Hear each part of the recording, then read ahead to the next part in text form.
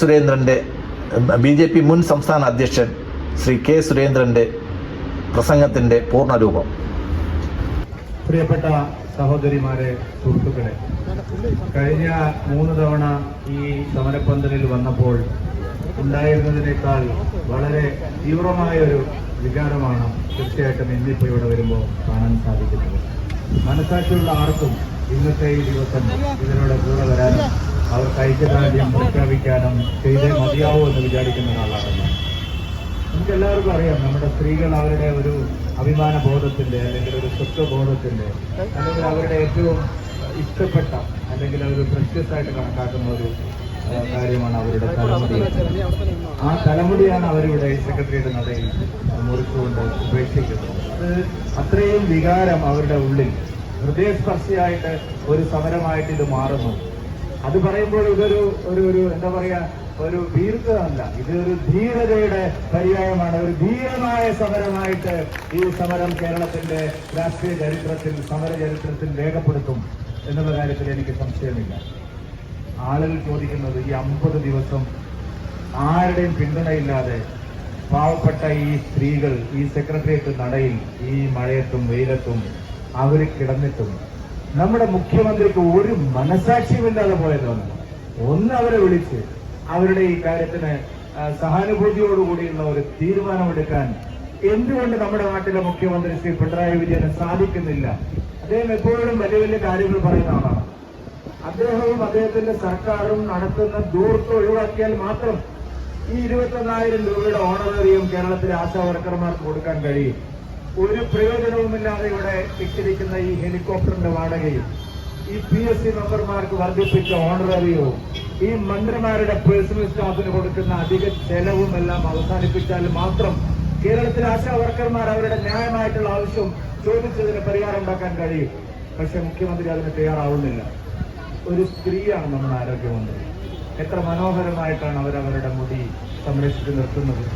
എപ്പോഴും വലിയ ഫെമിനിസ്റ്റായിട്ട് സംസാരിക്കുന്ന ആളാണ്. സ്ത്രീകളുടെ പക്ഷത്തു നിന്നുകൊണ്ട് സംസാരിക്കുന്ന ആളാണ്. എന്നെ അത്ഭുതപ്പെടുത്തുന്നത്, അവർ മാധ്യമപ്രവർത്തക കൂടിയായിരുന്നു ഒരു 5 കൊല്ലം മുമ്പ് വരെ. എല്ലാ അനീതികൾക്കും എതിരായി, പ്രത്യേകിച്ച് സ്ത്രീപക്ഷ വിഷയങ്ങളിലെല്ലാം വളരെ ഉച്ചത്തിൽ സംസാരിച്ചുകൊണ്ടിരിക്കുന്ന ഒരു മാധ്യമപ്രവർത്തക കൂടിയായിരുന്നു വീണ ജോർജ്. ഇത്രയും ദിവസം ഈ സമരം നടന്നിട്ടും ഒരു കാര്യം പോലും അവർക്ക് വേണ്ടി ചെയ്തു കൊടുക്കാൻ, ഒരു നല്ല വാക്ക് പറയാൻ പോലും അവർ തയ്യാറായില്ല എന്നുള്ളതാണ്. കേരളം ലജ്ജിച്ച് തലതാഴ്ത്തുകയാണ്. ശ്രീ പിണറായി വിജയനെയും ശ്രീമതി വീണ ജോർജിനെയും ഈ സർക്കാരിനെയും ഓർത്ത് എന്ന് പറയാതിരിക്കാൻ നിർവാഹമില്ല. ഇതിന് കേരളത്തിലെ ജനങ്ങൾ, പ്രത്യേകിച്ച് സ്ത്രീകൾ, നിങ്ങൾക്ക് മറുപടി തരാതിരിക്കില്ല. നിങ്ങൾ ഇപ്പോൾ കെട്ടിപ്പൊക്കിയിട്ടുള്ള ഈ രമ്യഹർമ്മ്യങ്ങൾ, കൊട്ടാര സമുച്ചയങ്ങൾ എല്ലാം ഇനി അധിക കാലം കഴിയുന്നതിന് മുമ്പ് ചീട്ടുകൊട്ടാരം പോലെ ഈ സ്ത്രീകളുടെ രോഷാഗ്നിയിൽ തകർന്ന് തരിപ്പണമാവുന്നുള്ള കാര്യത്തിൽ സംശയമില്ല.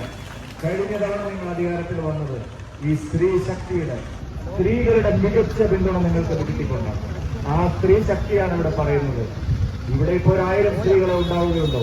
പക്ഷെ ഇത് കേരളത്തിലെ മുഴുവൻ സ്ത്രീകളുടെയും പ്രതീകമായിട്ടാണ് അവരിവിടെ ഇരിക്കുന്നത്. അതുകൊണ്ട് ഈ സ്ത്രീകളോട് ഏറ്റുമുട്ടി പരാജയപ്പെടുന്ന ചരിത്രത്തിന്റെ ഭാഗമായി മാറുന്ന ഒരു മുഖ്യമന്ത്രിയായിട്ട് പിണറായി വിജയനും മാറണോ? അതല്ലെങ്കിൽ പരാക്രമം സ്ത്രീകളോട് വേണ്ട എന്ന് പറഞ്ഞതുപോലെ ഈ സ്ത്രീകളുടെ പ്രശ്നത്തിന് പരിഹാരം കാണാൻ പിണറായി വിജയൻ തയ്യാറാവുമോ എന്നുള്ള ചോദ്യമാണ്. 2 മാസമായിട്ട് ഇവർക്ക് കിട്ടിക്കൊണ്ടിരുന്ന ആനുകൂല്യം കൊടുക്കുന്നില്ല. ഗോവിന്ദൻ പറഞ്ഞത് ഇവരെ തൊഴിലാളികളായിട്ട് അംഗീകരിക്കണമെന്നാണ്. നോക്കൂ, നിങ്ങൾ MP ഗോവിന്ദൻ മാഷ് പറഞ്ഞത് തൊഴിലാളികളായിട്ട് ആരാ അംഗീകരിക്കുന്നത്? തൊഴിലാളികളായിട്ട് അംഗീകരിക്കണമെന്ന് വെറുതെ വായി പറഞ്ഞാൽ പോരാ. 2 മാസമായിട്ട് ഇവരുടെ ആനുകൂല്യം നിഷേധിച്ചിരിക്കുന്നു. അവരോട് പ്രതികാര നടപടിയാണ്. സമരം ചെയ്യുന്നവരോട് പ്രതികാര നടപടിയെടുത്ത കേരളത്തിലെ ഏക കമ്മ്യൂണിസ്റ്റ് സർക്കാർ ഇന്ന് വരെ ഒരു സർക്കാർ എടുത്തിട്ടുണ്ട് ഇത്രയും പ്രതികാര നടപടി, അതും സ്ത്രീകളോട്. ആ ചരിത്രവും മുഖ്യമന്ത്രിയുടെ പേരിൽ ഇപ്പോൾ ലഭിച്ചിരിക്കുകയാണ്. അതുകൊണ്ട് ഞാൻ അധികം സംസാരിച്ച് ദീർഘിപ്പിക്കുന്നില്ല. ഈ സമരത്തിന് വലിയ പിന്തുണയാണ് ജനങ്ങളിൽ നിന്ന് കിട്ടുന്നത്. ഒരു വൈകാരിക തലത്തിലേക്ക് ഈ സമരം എത്തിയിരിക്കുകയാണ്.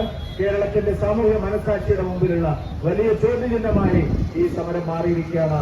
വരും ദിവസങ്ങളിലും കൂടുതൽ കരുത്തോടെ സ്ത്രീകൾക്ക് പോകാനും ഒരു ഉറപ്പ് ലഭിക്കുന്നത് വരെ ഇവിടെ പറഞ്ഞു, ഇതിന്റെ കോർഡിനേറ്റർ പറഞ്ഞു, പാർലമെന്റിൽ JP നഡ്ഡ ചെയ്തതുപോലെ മുഖ്യമന്ത്രി ഓണറേറിയം വർദ്ധിപ്പിക്കാൻ തയ്യാറാണ് എന്നുള്ളൊരു ഉറപ്പ് ലഭിക്കുന്നത് വരെ ഈ സമരം ഇവിടെ തുടരുമെന്ന് തന്നെയാണ് കേരളം പ്രതീക്ഷിക്കുന്നത്.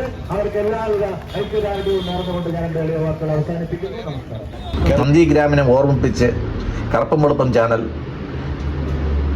ആശാ വർക്കർമാർക്ക് അഭിവാദ്യം അർപ്പിച്ചപ്പോൾ കൊണ്ട് ഞങ്ങളൊക്കെ പല പ്രാവശ്യം ഇവിടെ വന്നിട്ടുണ്ട്. എന്നാലും ഔദ്യോഗികമായിട്ട് ഞങ്ങൾ ചെയർമാനും ബാക്കി എല്ലാവരും വന്നിട്ടുണ്ട്. ചെയർമാനും സംസ്ഥാന ജനറൽ സെക്രട്ടറിയും സംസ്ഥാന വൈസ് പ്രസിഡന്റും എല്ലാം വന്നിട്ടുണ്ട്. ഈ സമരത്തിന് പിന്തുണ പ്രഖ്യാപിച്ചുകൊണ്ട് ഞങ്ങൾ അവരുടെ കൂടെ ചേരുകയാണ്. ഞങ്ങൾക്ക് കേരള കോൺഗ്രസിന് ഇവിടെ പറയാനുള്ളത്, ഞങ്ങൾ കേരള കോൺഗ്രസ് സെക്യുലറും ഒരു ഈർക്കിൽ പാർട്ടിയാണ്. ഈ സമരം നയിക്കുന്നു എന്ന് പറയപ്പെടുന്നതും ഒരു ഈർക്കിൽ പാർട്ടിയാണ്. പക്ഷേ കേരളത്തിലെ CPM ഓർമ്മിക്കേണ്ട ഒരു കാര്യം, ഇതുപോലൊരു ഈർക്കിൽ പാർട്ടി തുടങ്ങിയ സമരത്തിലാണ് നന്ദിഗ്രാം ചെന്ന് അവസാനിച്ചത്. ഇന്ന് വെസ്റ്റ് ബംഗാളിലെ നിയമസഭയിലെ ഒരു സീറ്റ് പോലും ഇല്ലാതെ മുഴുവൻ കമ്മ്യൂണിസ്റ്റുകാരെ അവിടുന്ന് ഇറക്കി വിട്ടത് ഒരു ഈർക്കിൽ പാർട്ടിയുടെ ഒരു ഈർക്കിൽ സമരമായിരുന്നു. അപ്പോൾ വരുന്ന ആൾക്കാരുടെ എണ്ണമല്ല നോക്കേണ്ടത്,